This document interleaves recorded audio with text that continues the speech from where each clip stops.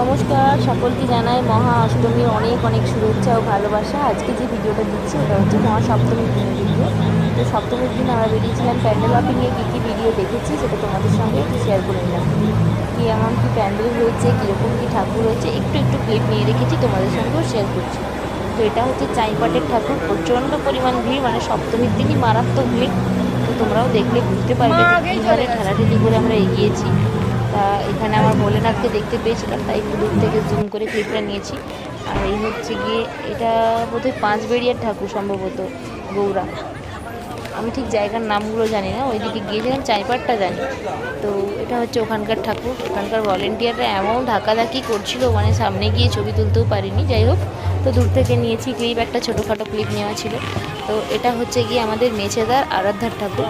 Sorry, এটা আরাধ্যা না, এটা মেছেদার যে প্যান্ডেল। কোথায় এটা হয়েছে আমি ঠিক জায়গার নামটা বলতে পারবো, সম্ভবত আরাধ্যা না কি মেবি, আমার ঠিক জানা নেই। যাই হোক, কেউ জেনে থাকলে আমাকে একটু কমেন্টে জানিয়ে দেবেন। তো এটা হচ্ছে ওখানকার প্যান্ডেল মেছেদার। এখানেও প্যান্ডেলের ঠাকুর সবই ভালো হয়েছিল, তো তোমাদের সঙ্গে এটা একটু শেয়ার করে নিলাম ক্লিপটা। কোন প্যান্ডেলটা তোমাদের সব থেকে বেশি ভালো লাগছে আমাকে কিন্তু জানাবে। আজকে তোমাদের সঙ্গে আমি 4টে প্যান্ডেলের ভিডিও শেয়ার করছি। তো এই 4টে প্যান্ডেলের মধ্যে কোনটা সব থেকে বেশি তোমাদের ভালো লেগেছে আমাকে কিন্তু অবশ্যই কমেন্ট করে জানাবে।